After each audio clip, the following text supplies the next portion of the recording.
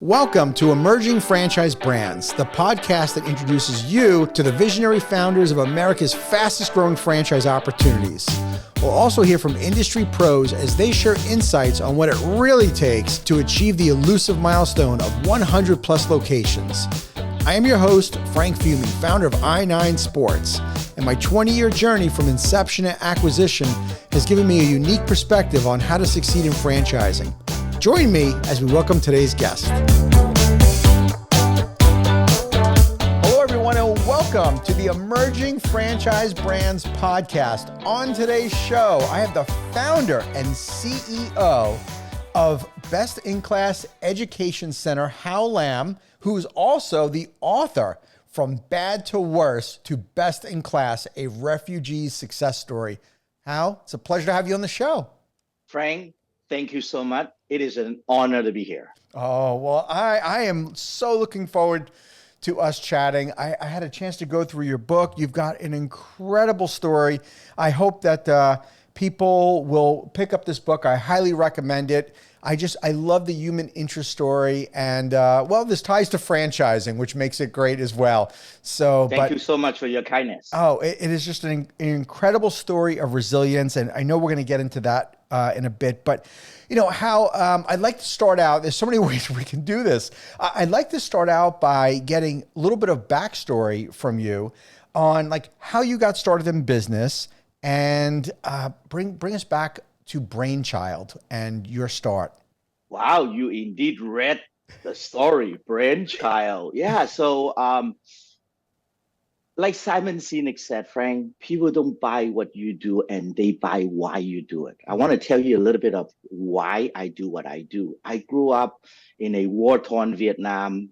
Daddy was in the military, fought alongside with the U.S. Army. He was captured in 1975 when I was 7 years old. We thought he was dead. And a year later, he came back home. First thing he said to me, touching my head, is, "Son, you need to leave the country. This is not the place for you to grow up." Frank, I was 8 years old. I had no idea what that meant. Oh. But for the next 11 years, I did nothing but try to escape. I didn't go to school. That's what I want to say. I grew up a street kid, bad boy, did nothing but go to school. Mm-hmm. Learned my first English word when I was 19 years old in a refugee camp. Met the love of my life. We met on a love boat, Lisa. We were completely opposite. I was like a bad boy. She was like so elegant, Frank, French, fluent in French, English, Chinese, Vietnamese. Like, how could you meet such a perfect human being? So she inspired me to study. And then when I was in a refugee camp, I had a dream. My American dream was to be a student, live the life of a student. So long story short, I graduated high school at the age of 23. Well, people finish their college or master's degree. And then I earned my bachelor degree at UBC when I was 27. So education basically changed me. But that wasn't the story. I did not speak English, Frank. So nobody in my family went to college. I studied math instead because you don't need a lot of English to study math. So I had a math degree.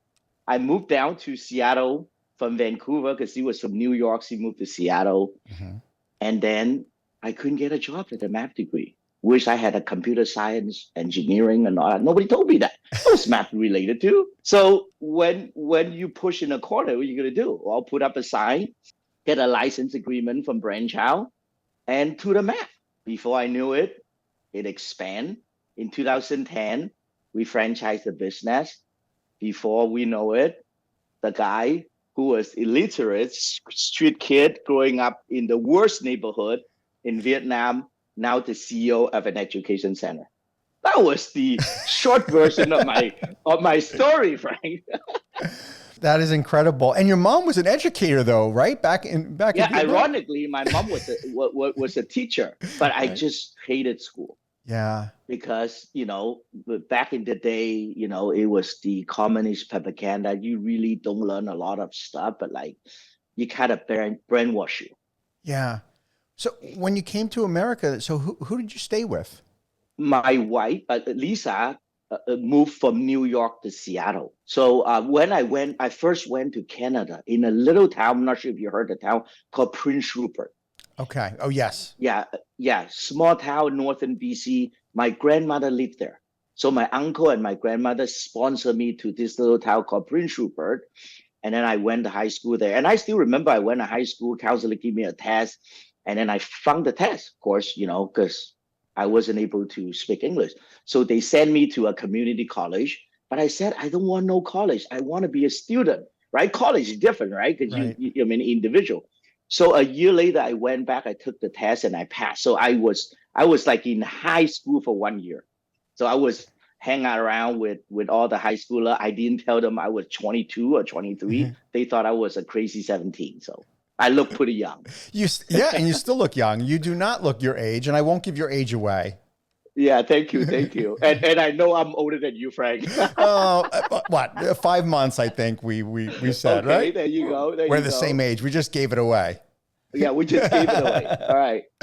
So, okay, Hao. So I really want to kind of drill into how when you were with Brainchild, when the concept gets franchised. So bring me back to the story because you were working there, and if I recall, when you were there, you had left, right?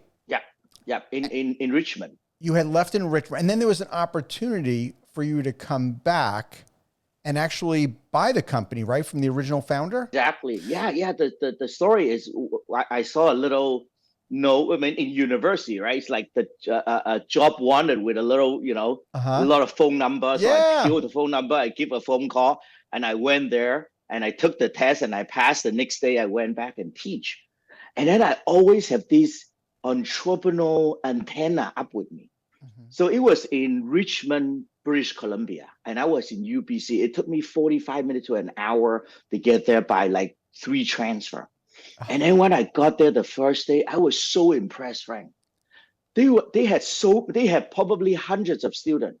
And back then I remember it was like $40 or $45 a month. It is like 1993 maybe. And I came home and I did the math. And then I called up my girlfriend back then. I said, I found something I like to do. And then I was so excited. And I called my boss. Her name is Mary, still good friend. She said, Mary, I'm quitting. She said, why? You didn't like it? I love it. I said, why are you quitting? Because I want to do what you do. I'm not willing to work for you. This is my own word. She laughed. And then the next thing is she introduced me to her husband, who's Edmund, now also my good friend. By the way, we were going on a cruise together on Friday. Great. Yeah. And then she said, well, the good news is this is a franchise. You can buy a franchise. And I said, then what's the bad news? The bad news is it's sold out in British Columbia. I said, okay, then what? Sorry. So 2 years later, I graduated from UBC and I bought, back then it was in license, it was a franchise in the US, but we did a licensing agreement. Okay. So I bought the concept to Seattle like a month after I graduated. That's how I started. Right? Could get a job either, right? Like, Right. Of course, the first year, Frank, in franchising, the first year you basically didn't bring any money home. It was rough, right? Any business, any franchise, it's hard to make money during the first 2 years, especially like a new concept, in Seattle. There wasn't any tutoring back then, right? 25, 30 years ago. So clarifications, when you were running the franchise, but this was different than you actually franchising Best in Class Education Center, right? You are correct, because I had the licensing agreement in 1995 to open the first location in Seattle, Washington. And then later on, I earned the right for the US to open. And then later on, I bought the licensing agreement. So I bought the entire Brainchild. And then I franchised the business in 2010. Okay. How did you afford to be able to buy it? I could afford it. That's why I talked to my mentor, who's Edmund. I said, hey, could you, he is the one who owns a couple locations in Vancouver. Right. We partner up. Okay. Right. And I borrow money from my lovely sister. anybody that I could talk to, and I call them up and I negotiate an installment and everything, right? Try to get everything, a line of credit, whatever I can get to. Oh Yeah. my gosh, how this is just incredible. The deck was absolutely, stacked against you. It's hard enough to start a business, but to go through what you went through as a child, to come into a country you don't even speak the language, there's so many challenges, and what a rags to riches story that's beyond money. It's the resilience and the ability to do what you've done is just incredible. It really is. Thank So you, Frank. Now, Frank, if yeah, you don't mind, let me go back a little bit. It is please. related to franchising. I think it helped a lot of the audience. So buying the licensing is a small piece of it, right? Of Mhm. course, I couldn't afford it. But after that, I have a vision and dream. I want to scale this. A lot of people don't know that, oh, like I'm going to franchise the business. But after I purchased the licensing agreement, I didn't know that it costs so much money to franchise a business, right? The operation menu, Mhm. the FDD, assemble a dream team, and all that. That's another hurdle, and I have to borrow, more money Mhm. to franchise the business, right? Because on a regular basis, there are a lot of people came to me like, oh, like I have this secret recipe for my grandmother with a chicken wing or cookie. Right. I want to franchise my business. I said, well, do you have $250,000? Like, what? I thought I need $20,000 to franchise. Oh, Like, right. no, it's not. 20,000 is not even enough to Right. put an FDD together, right? Exactly. Exactly. Yeah, yeah. Oh my goodness. Okay, so let's talk about Best in Class Education Center then, the franchise itself. There's a lot of competition when it comes Oh yeah. to right tutoring and education. What makes Best in Class Education Centers different than all the other centers that are out there? Yeah, it's a number of things, right? So, Frank, number one is the curriculum that we have. Like I said earlier, I bought the licensing, right? But we rewrote the entire curriculum, right? Is proprietary curriculum to us, and then we have the technology. In 2020, within maybe a week to 10 days, all location has to close because of social Hmm. distancing. So together we put in some technology together, doing Zoom and all the stuff, they help franchisee keep the lights on, Sure. right? They need to pay rent. We still have the lease agreement and all that. And the light bulb went on.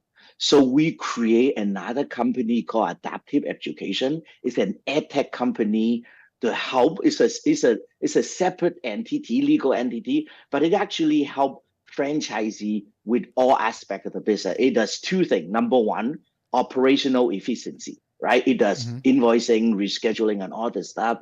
And secondly, when people talk about tutoring, it's mainly pencil and paper, right? Doing all the work.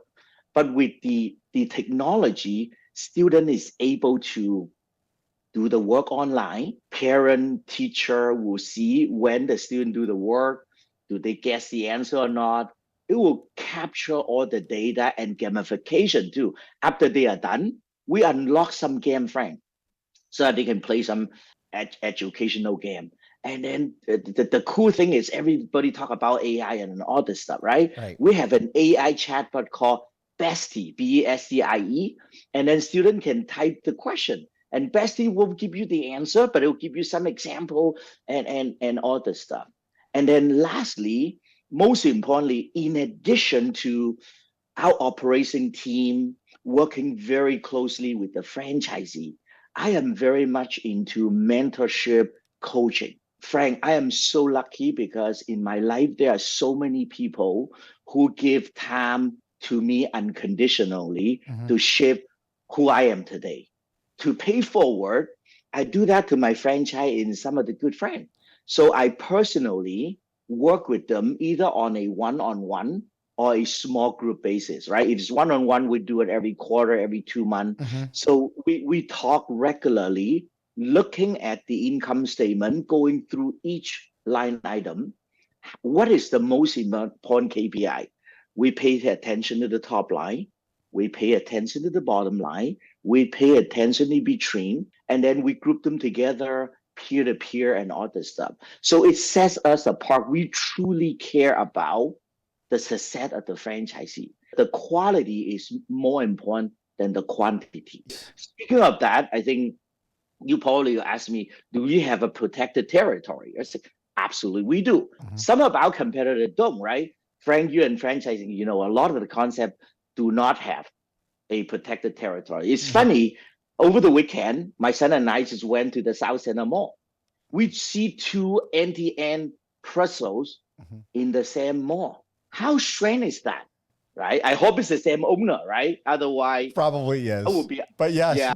You make a good point, though. There are brands out there that don't have protected territories, and obviously it's smart that you do that. Hao, you've got 45 franchises open. Is that correct?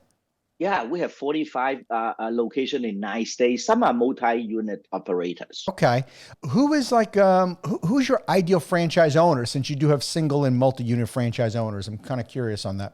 Yeah, someone who's passionate about education. A lot of the time people saying, oh yeah, I have a full-time job, Frank, and I want to buy this franchise. It doesn't work. It has to be dedicated full-time, someone who's willing to work hard, roll up their sleeve, passionate about our next generation teaching, and then slowly we help them work on the business, right? Someone who's have a marketing mindset, right? Because this is small business.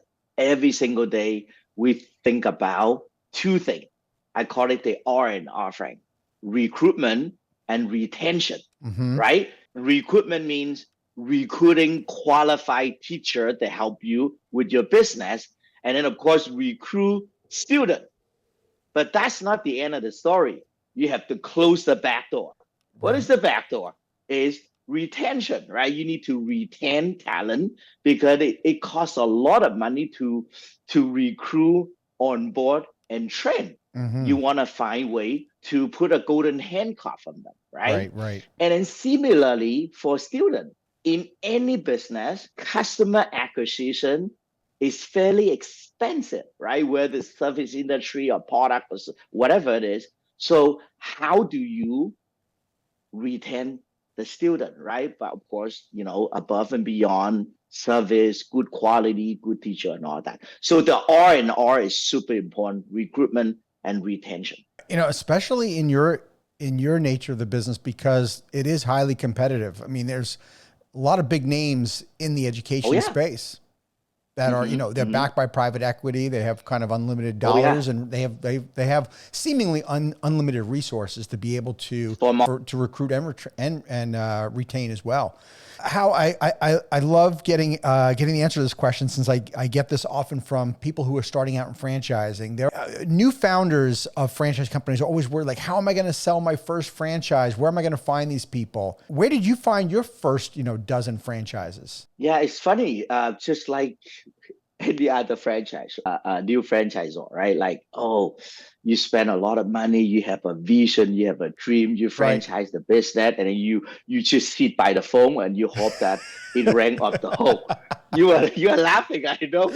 Oh no, oh boy, it doesn't happen, right? And then before everybody franchise, right? Your sister-in-law, your cousin, everybody love your cookie. I'm gonna buy it when you franchise the business. It doesn't happen. It's gonna take a lot of patience, hard work, perseverance, right? Not only you have to build a dream team, it has to be patient.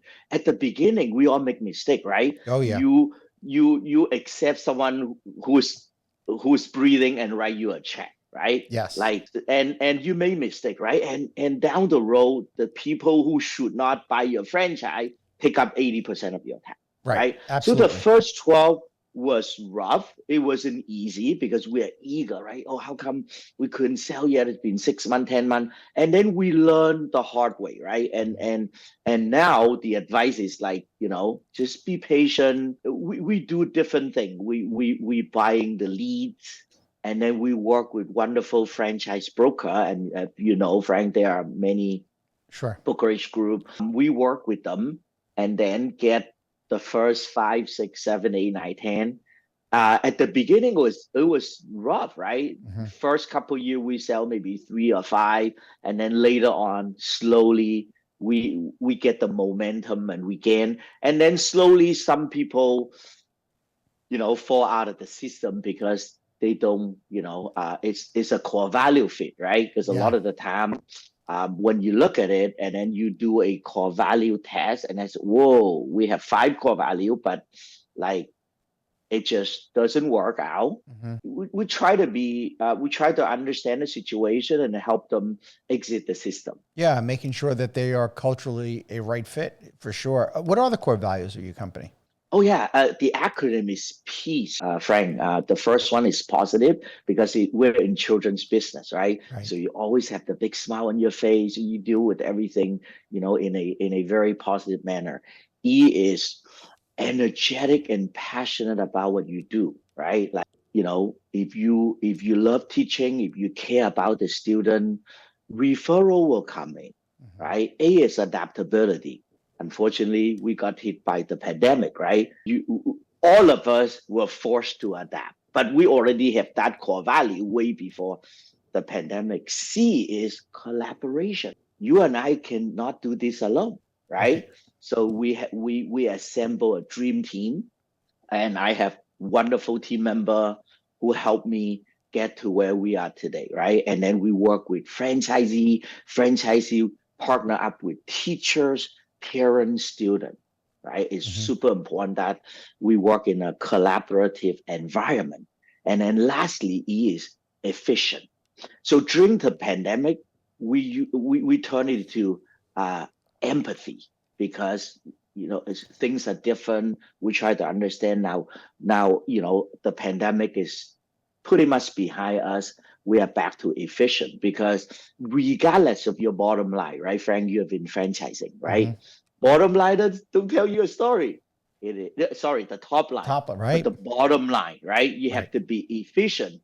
Again, what are the most important KPI in your business, right? Right. You need to have no more than 3. Keep an eye on it if you want to be profitable and successful. So That is great advice, by the way. 3 KPIs, no more, no less, right? Because it's easier to yep, keep your eye on 3. Anything more than 3, you starts getting lost, right?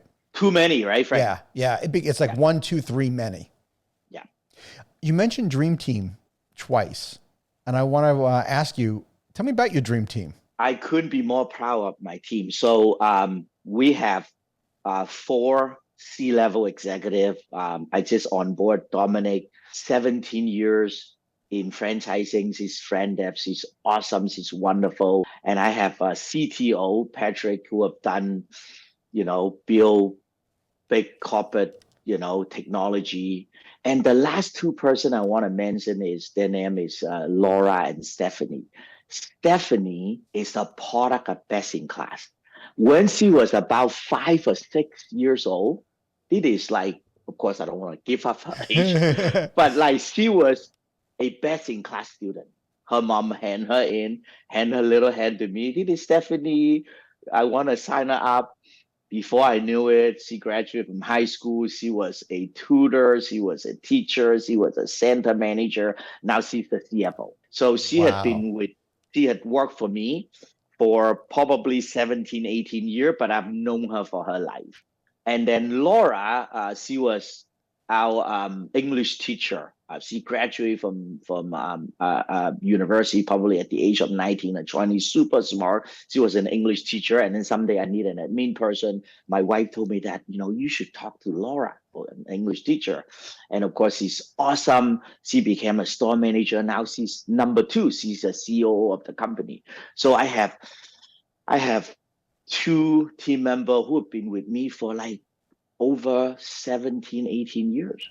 Wow. So yeah, because they believe in what we do, right? Yeah. It is the why. It is, we empower students to change the world You through sure. education. Right, right. And so finding the right franchisees that believe in that culture is, of course, key. And it's a challenge at times, right? You probably go through quite the process of kind kind of weed people out, right? That aren't a right Oh fit. yeah. Dominic's really good. I mean, we interview them, and then, like you said earlier, you show the book, right? So Right. before they go any deeper, I send them my book.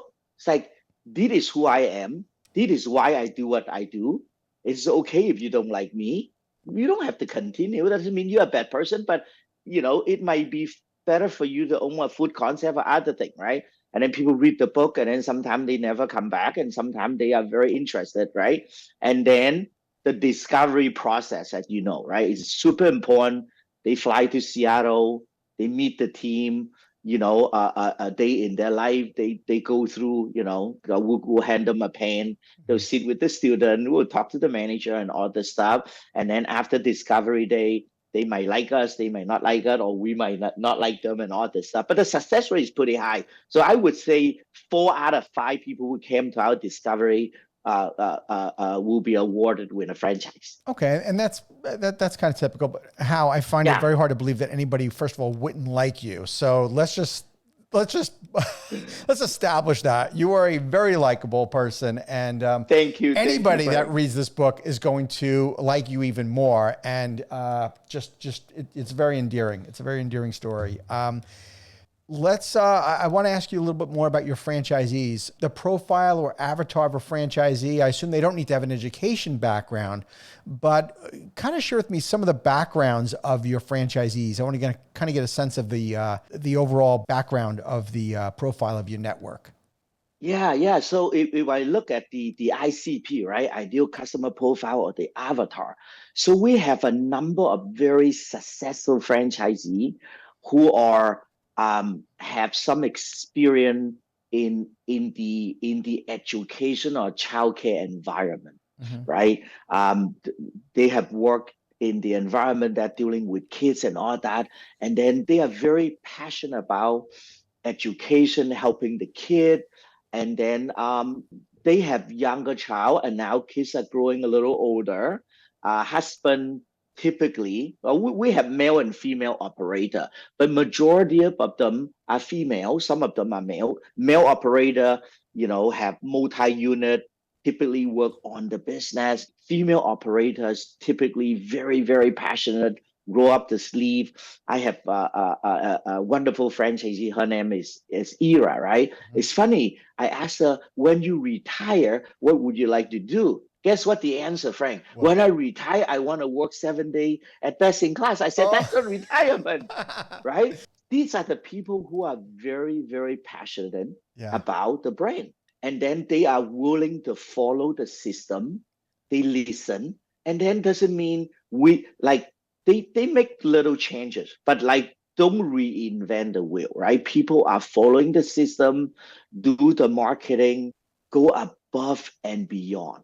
Right. So these are the people who are willing to put in the hard work, have the patience, willing to teach, willing to talk to parents and all the stuff. It's not the education background or the business experience and all that. I don't think many of them have business experience, but those can trend. I don't think they have marketing experience. I think marketing plays an important role, right, Frank? Right.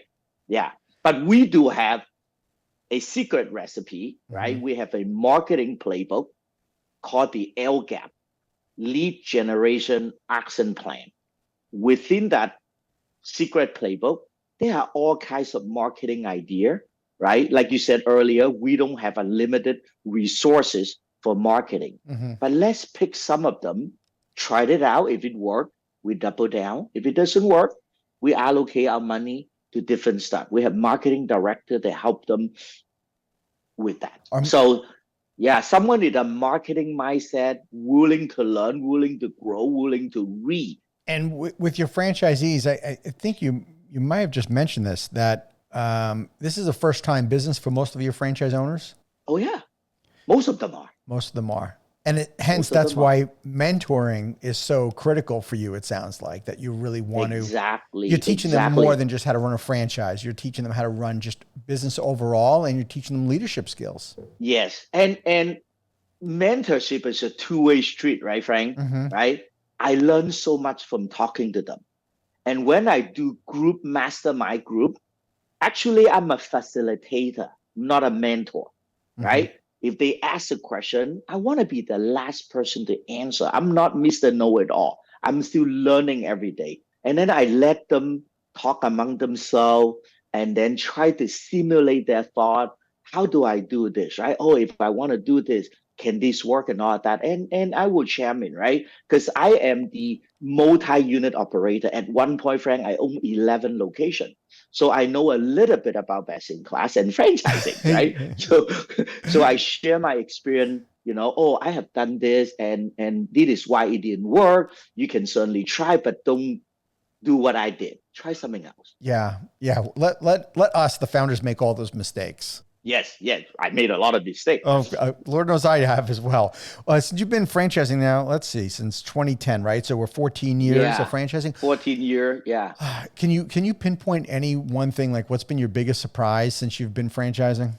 The surprise is we think that we franchise and we sell franchise like hotcake. Right. It wasn't.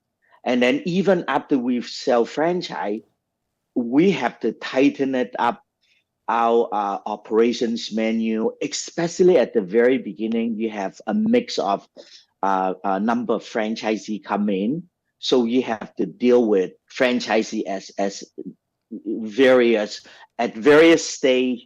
You have to mentor or coach them with different skill set and all the stuff. It's very time consuming. A lot of people, they have a couple of corporate storefronts. It's like, oh, I want to franchise the business. Same thing with us. Right. And then after they franchise, it's surprising is that franchising is a separate business. Yes. That's why, most of the franchisors sold all the corporate store. Right. So I sold all my corporate store so that I can focus on franchising. It wasn't easy. And one thing that is detrimental is people quit. Mm-hmm. People right? It's like getting divorced, right? After you get married. When you get married, you never thought about divorce. Similarly, when people buy a franchise, it's a 5-year term, renewable for another 3 times 5, 20 years. But like 2 years later, family situation changes a lot, and then you got a phone call in the morning and say, "Hey, Frank, I'm out." Right.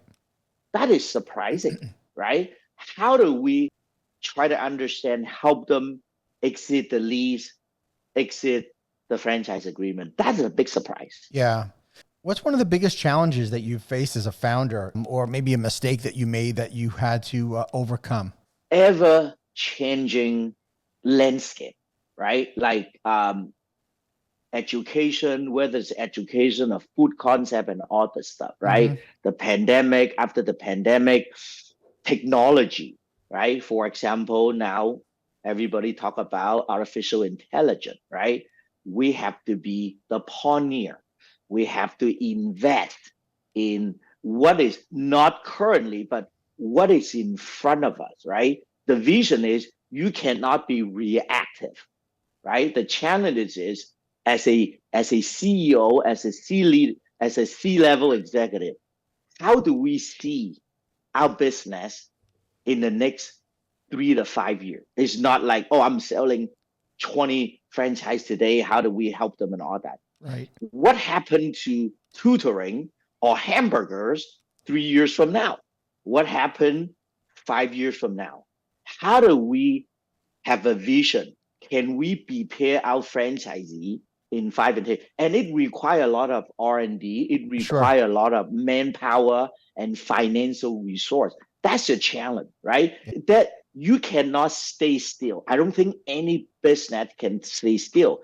If you don't move forward, you move backward. We have to look at education trend. I go to a lot of event, franchise, high tech, and all this stuff. We're looking at the education trend, technology trend. What is out there? What is available? Don't reinvent the wheel, right? How can we help our business and our franchisee to improve? It is too late if they call me up and say, "Hey, how my competitor across the street is doing this. Why are we not doing it?" It will be too late. Yeah. Because Frank, we are small. We can do this. You're nimble. I am nimble. The analogy that I use is my competitor is a Titanic, is a cruise ship. Right. I am a speedboat. I can spin around very quickly. I can speed up, I can slow down. As a Titanic, the reason why they saying is it's too late for them Exactly. to dodge the ice. Right. Or they're the icon of the seas, right? And they just Or are, the icon of the sea. and they just, it takes them forever to make a turn. And because they have to Exactly. get buy-in from the hundreds of franchisees, and there's advisory councils and committees, which are all good. But sometimes if you're too slow to make change and you react, you lose. I mean, leaders have to anticipate change, right? And you have to bring in your franchisees.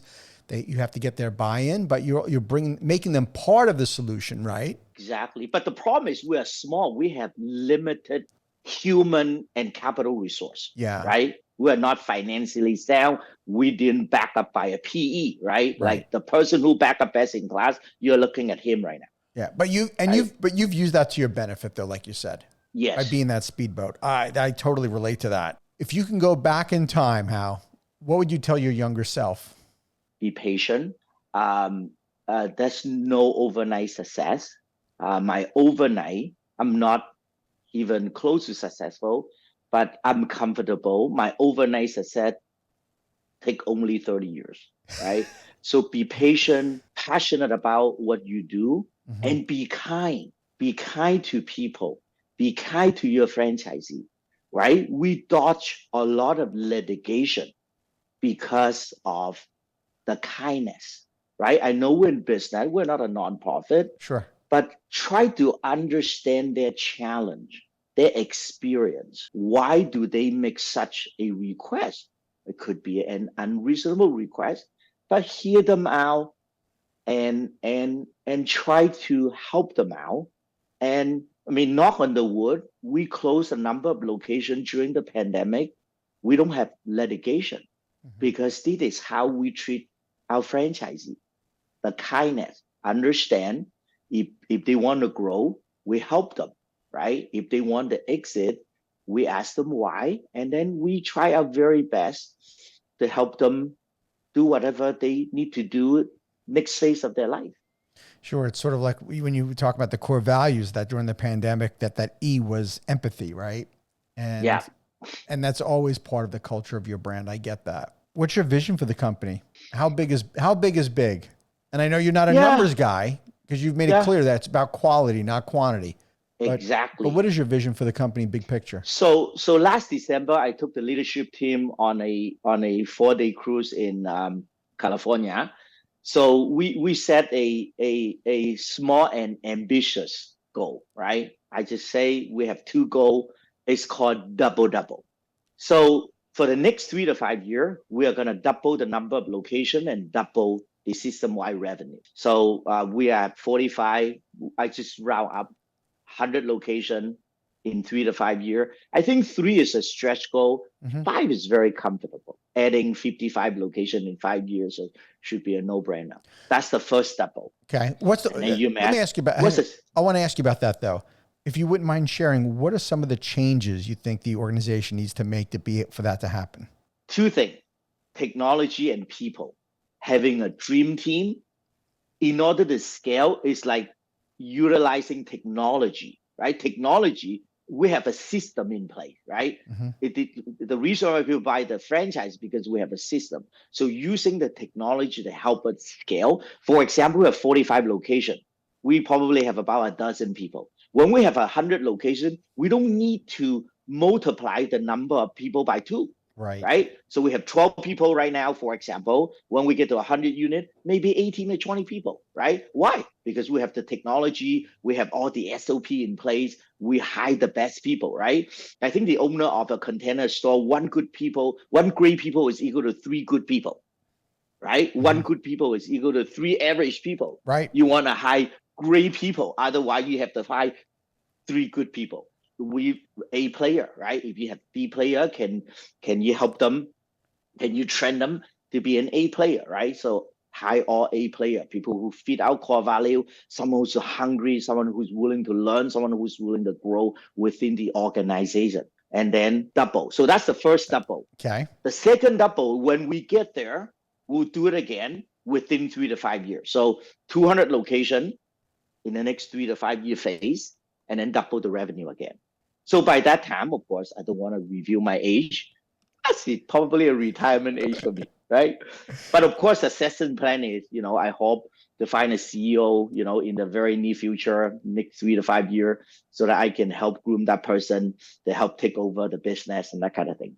That's my vision. I could see that happening for you. Although I think for you, retiring means you're going to rewire into something else. I don't see you. Yeah, I don't see you just hanging out on that Royal Caribbean cruise multiple times a year. None of my team members believe that I will retire. I probably don't retire, but I'm passionate about working with people, helping with people and all that. So I'm still around, and I'm still coaching, helping franchisee team member, and working with friends and entrepreneurs and all that. Is my passion, is to make a positive impact to people around me. Yeah, that's just who you are.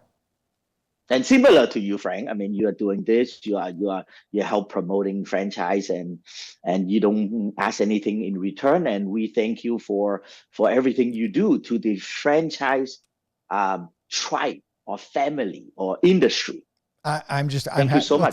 Thank you. I'm having the time of my life doing this. I never imagined that I would be doing a podcast, but I love this. This is truly my passion, and it's a labor of love. Hao, what about when you're talking with potentially new franchisees, and I know you're very careful about protecting the culture and protecting the brand, and you don't want to just sell a franchise to anybody. What due diligence advice do you give to people when they're researching and potentially coming on board? Yeah, it is important to talk to franchisee, right? If you want to buy a franchise, first of all, are you comfortable working with their team? That's why the discovery day is very, very important. If you do not like the company culture or the team, don't buy it. I have people came to me and told me that they really hate their franchisor or the team because they are so difficult to work with, right? But I said, I'm sorry, it's too late, right? So get to know them, go for a meal, see how they react, how they treat the people around, and all this stuff. And then talk to fellow franchisee. If you could turn back the clock, would you still buy the franchise? Why and why not?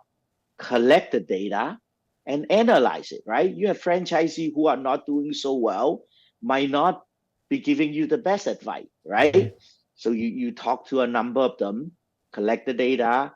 Why? Just like when you go to a restaurant, you see a 1 star, you see a 5 star, you see a 4 star. Right. I like to look at the 1 star. I said, are you unreasonable, or is the restaurants actually not doing a good job? Sure. Right?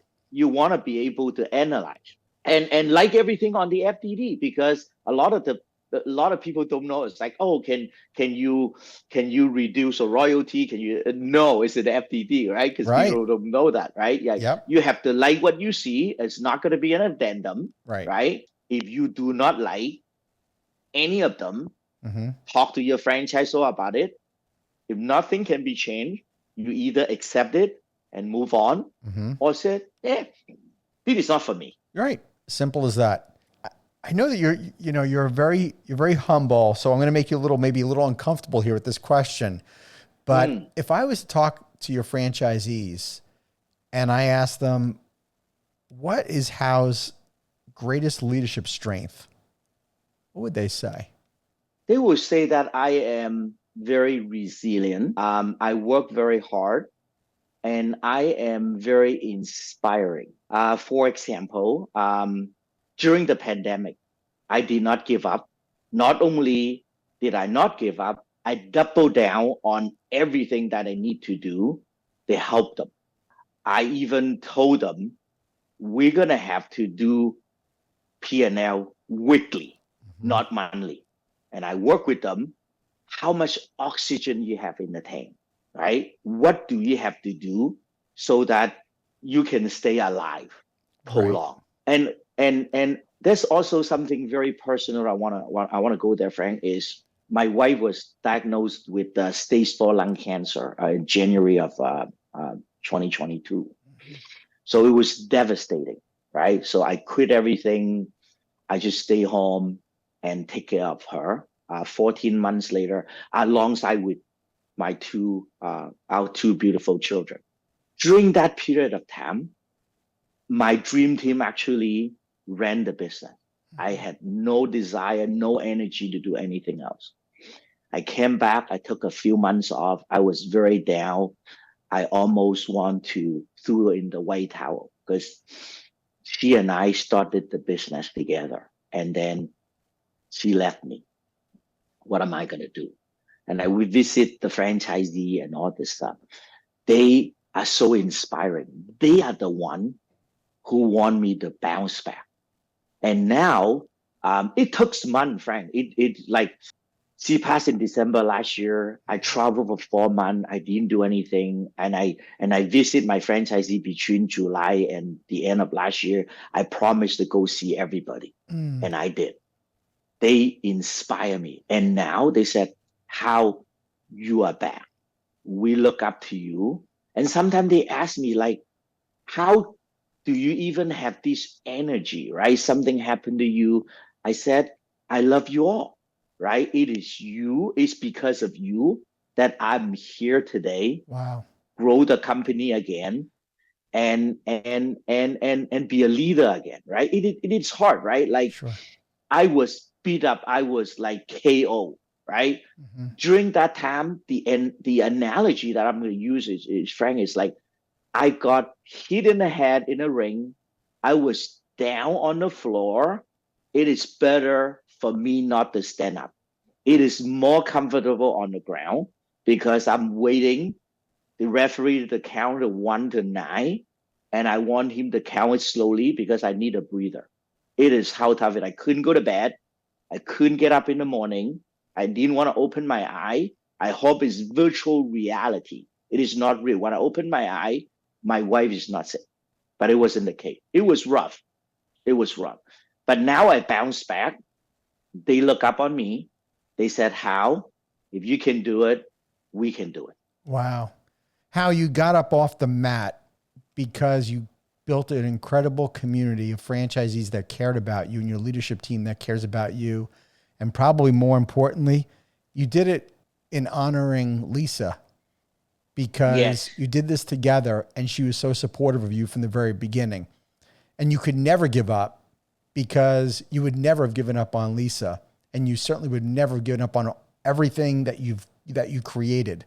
And you were honoring, Yes. you honored her in the most beautiful way. Yep. We did this together, right? It is best in class is our baby, right? I could have done it by myself, and I won't be who I am today without Lisa. If you read the book, Yes. she's the one.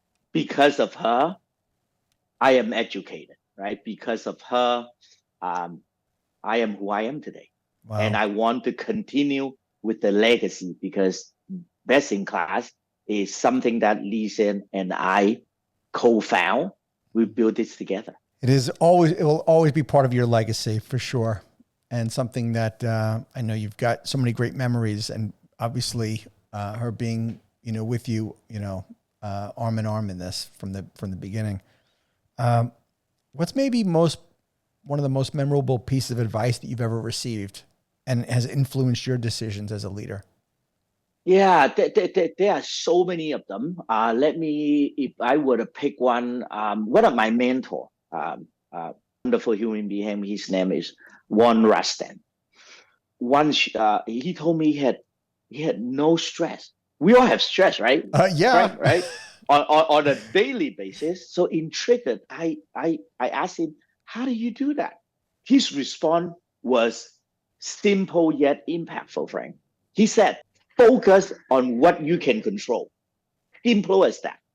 Wow, this advice resonates deeply with me, and it served as a guiding principle in both my personal and my professional life, right? Focus on what you can control, right? If something is beyond your control, right? For example, in the franchise world, tenant improvement, you submit it, You have to wait for the city to approve. Some city had a 48-hour turnaround time. Mm-hmm. Some takes 4 weeks. Why are you stressed about it, right? You cannot control it. But what you can control is what can you do before you have the permit. You can do half of the build out, right? Put a sheetrock on one side of the wall, Right. expose all the wiring and all the stuff. This is something you can do, right? And don't stress out about the stuff. Know the code, have enough, hallway, bathroom, ADA, and all that. Just focus on what you can do, and that's it, right? It is very, very important. Now, also, what is my advice? You may ask to people. I have a bookmark, Frank, and it says, it's right here. Are we gonna die? If not, what's the problem? Oh, that's great. Because in the 11th year during my escape, I was in jail. I was shot at. I escaped death many times in my life. Mm-hmm. So my life was like a roller coaster. Many years ago, our house got burned out. My wife and I look at each other. It's like the house burned out July 4th. My neighbor did firework. It landed on the top in sheetrock. Frank, it took 8 months to build a house. It takes 7 minutes to burn it. Oh, true. It is that bad. True. Right? When I came home, helicopter and all this stuff. Right. But when we look at each other, and then the quote remind us, are we going to die? Right. No. I came to the Philippine refugee camp with nothing. I left the camp. I went to Canada with nothing. I went to UBC with nothing. I came down to Seattle with nothing but student loan. That's double negative there, right? So we're not going to die. I don't think I could ask another question that can top that, or I don't know where to go from here, because that's beautiful. I normally ask I normally have a question I ask at the end called the tip jar, because the franchise community is so generous. But I think that needs to be the tip for today. I'm gonna take that and say that is the greatest tip that you can offer to people, is to ask themselves, but are we gonna die? Because that puts everything in perspective. When they're making decisions, when they're facing challenges, and ultimately we need to let go. We need to let go when things are not in our control. And your advice here today is very timely for me, as a matter of fact. So I thank you. I thank you for that advice. Thank you for it. You've actually, it was very inspirational for me today. How I could go on and on with this interview for so long, but I want to be respectful of your time. If someone was interested in learning more about Best in Class Education Centers, where can they get more info about the franchise? Yeah, they can go to our website, bestinclasseducation.com or bestinclassfranchise.com, or connect with me on LinkedIn. I love connecting with new friends. And of course, I'm in Seattle. If anybody is in Seattle, I love food. I'm a foodie. I love to enjoy fine dining and all that. Frank, if you're in Seattle, please, look me up. Yeah, I will. And likewise, if you're in the Tampa Bay area, I'm so grateful that our paths have crossed, and I had an opportunity to meet you and just get your story. And you were just, you're such a light for the world, and I really appreciate it.